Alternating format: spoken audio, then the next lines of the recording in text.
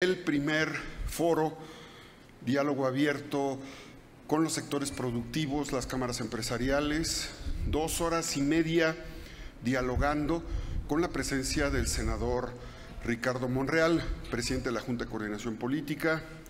Nos acompañaron senadoras, senadores del PAN, del PRI, del PRD, de Morena. Debo decirles que fue un foro donde participaron de manera mixta, presencial, Francisco Cervantes, presidente de CONCAMIN. Estuvo con nosotros Luis Niño de Rivera, presidente de la Asociación Mexicana de Bancos. Estuvo el ingeniero Bosco de la Vega, presidente del Consejo Nacional Agropecuario. Manuel Espinosa Maure, presidente de la Cámara Nacional de la Industria Textil. Luis Gerardo González, presidente de la industria del calzado. Estuvo el procurador Carlos, procurador fiscal por parte de la Secretaría de Hacienda, pero de manera virtual dialogó y expuso el presidente del Consejo Coordinador Empresarial, Carlos Salazar Lomelí, Vicente Yáñez de Concanaco. En fin, fueron 30 participaciones donde se comentó, se dialogó sobre la importancia de la ley de ingresos como un instrumento para el rescate económico, para cuidar el empleo y para lograr la perspectiva, la expectativa de ingreso que el Gobierno de la República ha planteado, que el presidente Andrés Manuel López Obrador ha planteado y la Secretaría de Hacienda. Los siguientes foros serán el jueves 17 de septiembre a las 10 de la mañana, el lunes 21 de septiembre a las 10 horas y el jueves 24 igual a las 10 de la mañana. Serán foros mixtos, serán foros que tendrán sede en el Senado y quiero informarles que es la primera vez. Es un evento inédito, es una situación inédita y eso habla de que en el Senado se escucha de manera plural, es un diálogo abierto y por eso la importancia de informarles a ustedes. Estoy a sus órdenes. Señor senador, me pregunta Adrián Ojeda de CCO Noticias. Senador, buenas tardes. En sí, ¿cuáles fueron los puntos que expresaron los empresarios? ¿Cuáles son las propuestas de solución que emitieron los legisladores? Bueno, se coincidió que este es un paquete económico y una ley de ingresos responsable, que no hay incremento en impuestos. Vamos a buscar las reformulaciones para el caso de los productos con altos contenidos de azúcar y de grasas saturadas, es el caso específico, pero sobre todo se abordó en términos generales la preocupación del sector productivo para contribuir en el desarrollo del país, la participación de la Secretaría de Hacienda para que también de manera recíproca se logre la devolución del IVA. Ese fue un tema constante, la devolución del IVA. Hemos solicitado, el senador Ricardo Monreal acordó y pidió públicamente la comparecencia del secretario de Hacienda y de la titular del SAT para que dialoguemos. Es muy importante dialogar con todos los sectores productivos, pero también con los senadoras y senadores de todos los grupos parlamentarios. El tema fue concreto, en resumen, la participación de los sectores productivos para lograr las proyecciones de ingreso, la disposición, el combate a la evasión, lograr este nivel de captación que necesita el país, pero también garantizar y asegurar la devolución del IVA de manera oportuna a las empresas, y ese fue un compromiso que asumimos el año pasado cuando se aprobó la ley contra la delincuencia organizada y el combate a la evasión fiscal. Senador, una pregunta más. Hoy aparece en algunos diarios que parece ser que va a haber un gasolinazo, pues se va a incrementar a modo escondido lo del IEPS para la gasolina. ¿Qué tan cierto o qué tranquilidad le puede dar los legisladores a la ciudadanía en ese sentido de que no se incrementará el costo de la gasolina, no se incrementará el costo del IEPS? Acuérdense que el precio de la gasolina ha sido liberado con respecto al dólar.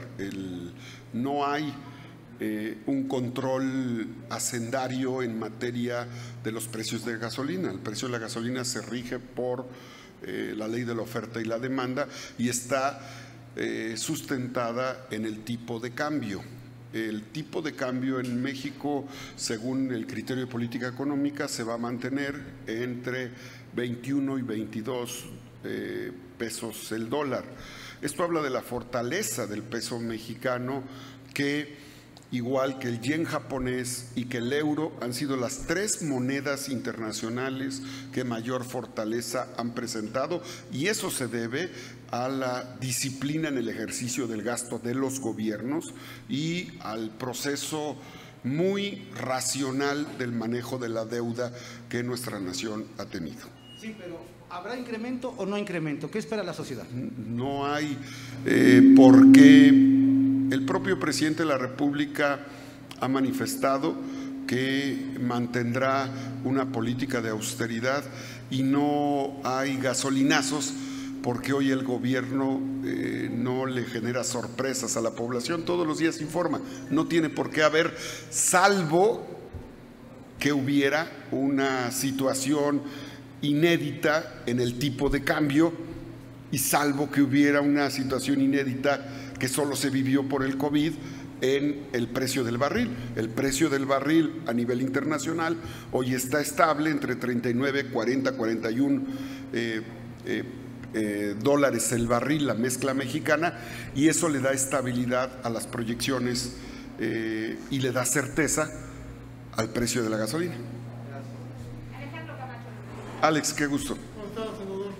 Oiga, una pregunta. El sector turístico también está muy preocupado sobre el aspecto de la crisis que está pasando. ¿Cómo poder rescatar a un sector que deja bastante divisas, que en este momento está en crisis y que se espera que hasta el 2023 se pueda levantar? ¿Va a haber alguna reforma para poder trabajar con ellos? Debo decirte, Alejandro, y a todas y a todos, que hay coincidencia entre los grupos parlamentarios para apoyar de manera extraordinaria y lograr mejores incentivos para el sector terciario de la economía. ¿Por qué? Por una razón de lógica. El principal afectado, el primer sector productivo afectado por la pandemia y el confinamiento fueron restauranteros, hoteleros y el sector turístico y obviamente los prestadores de servicios. Fueron los primeros en cerrar y son los últimos en abrir en la reactivación económica. Se consideran, incluso en el propio presupuesto, se consideran asignaciones, ya lo vieron ustedes en el PEF, favorables a el turismo, pero también en la ley de ingresos podremos nosotros dialogar con ellos. Estuvo la representación de las cámaras empresariales turísticas dialogando en este foro y estaremos trabajando con ellos para construir consensos. Así es que desde luego que hay coincidencia de apoyar al sector terciario de la economía, donde el sector turístico juega un papel fundamental. Bueno, el comentario viene porque justamente se le asigna un 20% menos a lo que fue el presupuesto del año pasado. Y los empresarios están dudosos de que México recupere el sector turístico a nivel de todos los sectores. Hay que revisar el presupuesto. Yo tengo la certeza de que el paquete económico tiene que promover al sector terciario de la economía, como lo ha hecho con el primario, pero lo estaremos revisando. Para eso es este foro, para eso son estos foros, para poder enriquecer la ley de ingresos y poder contribuir sugiriendo a la Cámara de Diputados propuestas que sean para beneficio del sector terciario de la economía. Ten por seguro que para nosotros en el Senado de la República es fundamental apoyar y estimular al sector turístico de nuestro país. No tenemos, sí tenemos otra pregunta, una última pregunta. Gerardo Segura, de Azteca Noticias. Gracias, en Gerardo. realidad, senador, pero quisiera preguntarle mucha preocupación de ciertos sectores, porque se hablaba de la necesidad, por ejemplo, incluso el coordinador de los senadores de Morena, Ricardo Morel, hablaba de la necesidad de una reforma hacendaria. Que tarde o temprano, dice, se va a tener que hacer, la caprichosa realidad nos va a tener que imponer la reforma hacendaria. Hay otros sectores que dicen que no, incluso empresarios dicen que no es en el momento. Pero ¿de dónde sacar más dinero? ¿Se pensarán en todo caso seguir eliminando fideicomisos, cerrando instituciones? ¿Se acudirá a más cierre de subsecretarías? ¿De dónde sacar más recursos? Esa sería mi primera pregunta. Tenemos muy claro la ruta. El país vivía una etapa de saqueo fiscal. México vivió muchos años de un saqueo presupuestal brutal, criminal, inédito. Y México vivió una etapa de saqueo energético. Ahí están las evidencias. No quiero entrar a polarizar o polemizar políticamente, pero la realidad era esa. Las empresas fantasmas, 8,000 empresas fantasmas, saqueando a través de 9 millones de facturas que acreditaban actos inexistentes o la evasión fiscal de cerca de 400,000 millones de pesos en un monto cercano a los 2.5 billones de pesos en términos globales de ese saqueo. Nada más para que vean la proporción, 1/3 del presupuesto de este año en empresas fantasmas y en facturas que acreditaban esos actos inexistentes. Con una facultad exclusiva que no tenía justicia tributaria, de ese presidencialismo tóxico que le permitía al presidente de la República en turno condonar impuestos, mientras la mayoría de los mexicanos pagamos impuestos. Eso se acabó. Por eso es que se fortalece la capacidad tributaria del gobierno. Este año, 50,000 millones de pesos ya están pagando empresas que adeudaban esos recursos. Hay que agradecerle a las empresas que solidariamente están entendiendo el momento que se vive en el país, pero entre 400 y 500,000 millones de pesos por ciclo, los presidentes de la República condonaban impuestos. Eso era, pues desde luego, permítame la expresión, era una coladera tributaria. Era una coladera que no permitía que el gobierno, que el país pudiera recaudar adecuadamente. Entonces, México ha dejado de tener esa circunstancia de ineficacia tributaria que era ocasionada por el mismo gobierno, porque permitía el saqueo fiscal, permitía el saqueo energético. ¿Cómo es que se consideran mayores ingresos y una mayor plataforma de producción petrolera? Bueno, pues porque ya no hay quien se robe las 1,000 pipas de combustible que se robaban diariamente en el país y que se las robaba el propio gobierno. Esos son recursos que ingresan. Antes de 1 billón de pesos de compras que hacía el gobierno, había moches por cerca de 200,000 millones de pesos y esos recursos no ingresaban. Eso quiere decir que por un lado el gobierno se ha apretado el cinturón, pero también ha tenido eficacia en el combate a la corrupción. Eso le genera a México cerca de 500,000 millones de pesos que este año se invirtieron en los programas de salud para tener una previsión económica para las vacunas.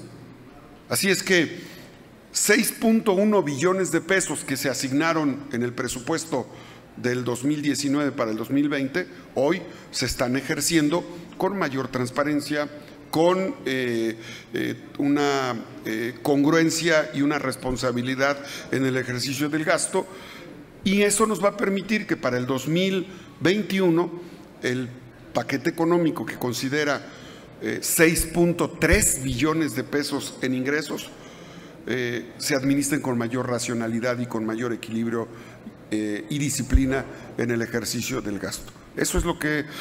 Hay otros indicadores macroeconómicos como el tipo de cambio positivo, hay otros indicadores como la balanza comercial positiva, hay otros indicadores como las remesas que también son positivas, hay otros indicadores importantes en nuestro país que tiene que ver con ingresos tributarios y no tributarios que son positivos.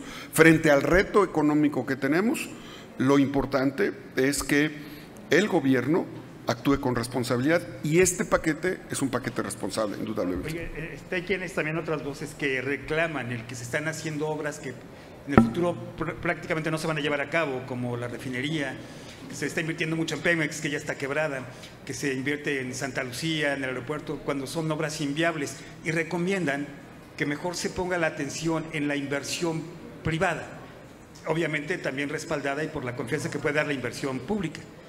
Sí, tiene que haber un equilibrio. Mira, quienes dicen que no es correcto invertir en las refinerías son los que en su momento soñaron con construir una refinería en Tula Hidalgo y solo nos dejaron una deuda de 10,000 millones de pesos en una barda que ahí está.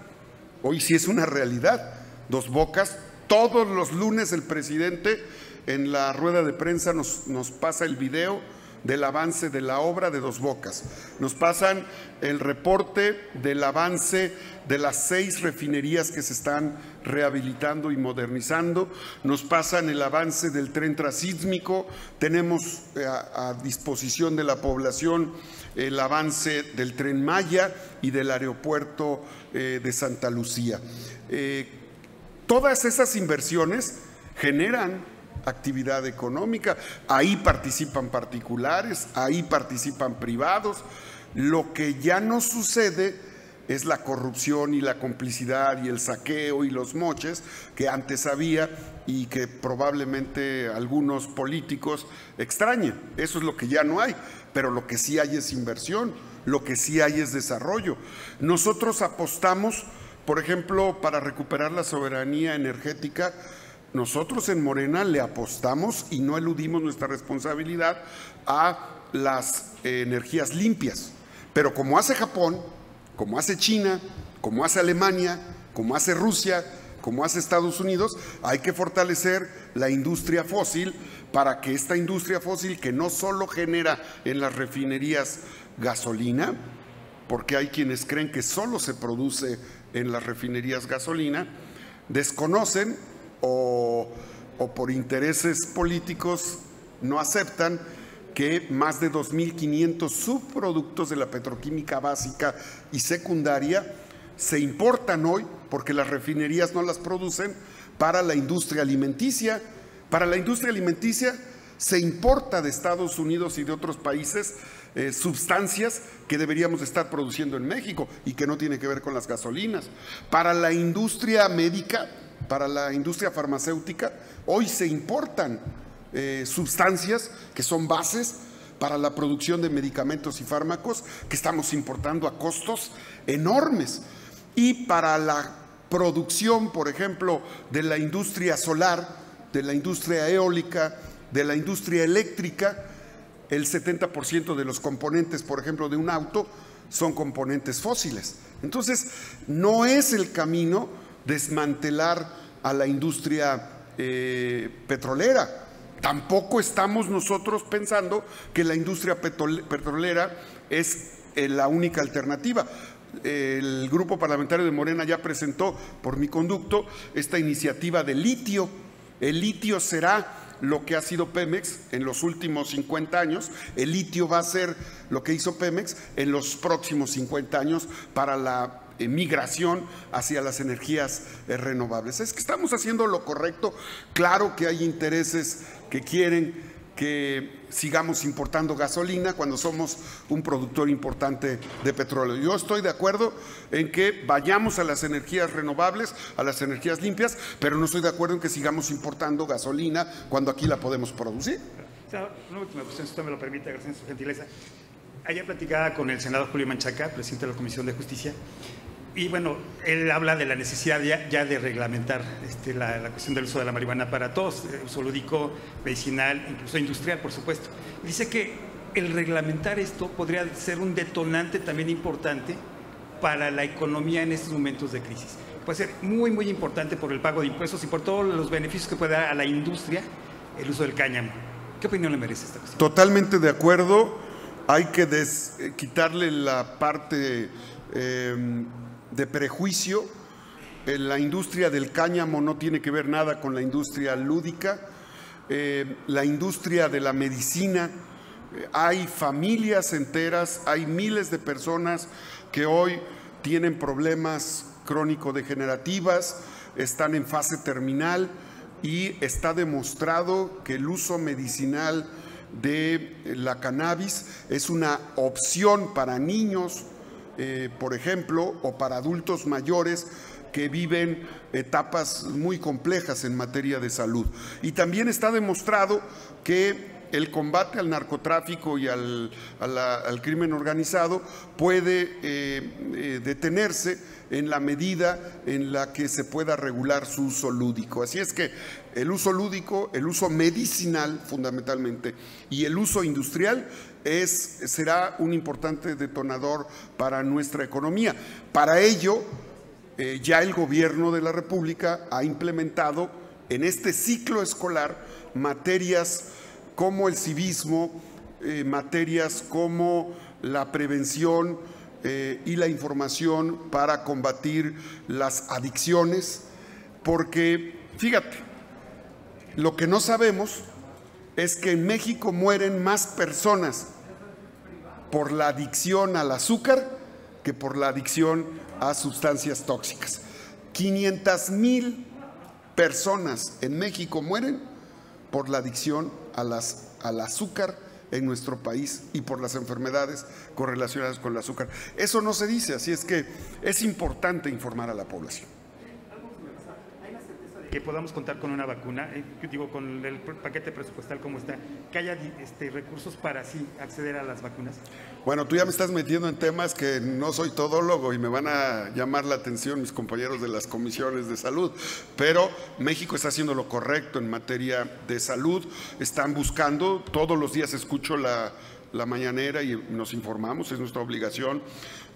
Sabemos que hay más de 10 pruebas en la tercera fase, en donde México está trabajando para ello. Estoy seguro de que seremos uno de los primeros países en obtener la vacuna y de ponerla a disposición de la población. Haber señalado el presidente en el paquete económico y el secretario de Hacienda que hay un fondo especial para que el acceso a la vacuna sea universal, creo que da oportunidad a que la parte de la voluntad política esté plasmada ya en el presupuesto.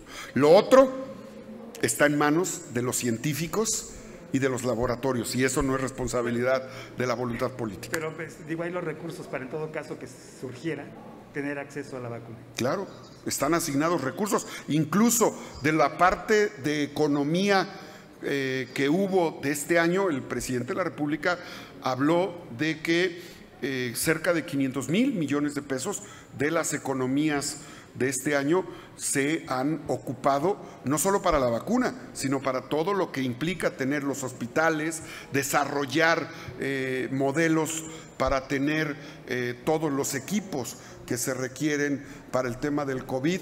Pero yo insisto, sin el COVID, que no es minimizar una sola muerte, por el COVID han muerto cerca de 70,000 mexicanos, ¿estamos? De esas muertes, 7 de cada 10 son por enfermedades correlacionadas por la obesidad. No lo dejemos de apuntar. 70,000 muertos por COVID, lamentables todas y cada una. Pero ¿por qué no nos ocupa más o por qué no le damos difusión a las 500,000 muertes en México al año que no son por el COVID y que son por una adicción que tenemos los mexicanos, la adicción al azúcar? Hay más muertes. Pero se requiere más información, ¿no? Desde las escuelas. Ya lo estamos dando, sí. Ya lo estamos dando. Hay que ayudarlo, hay que hacerlo entre todos. Muchas gracias, a sus órdenes. Muchísimas gracias, señor senador. Gracias por toda la información y buenas tardes.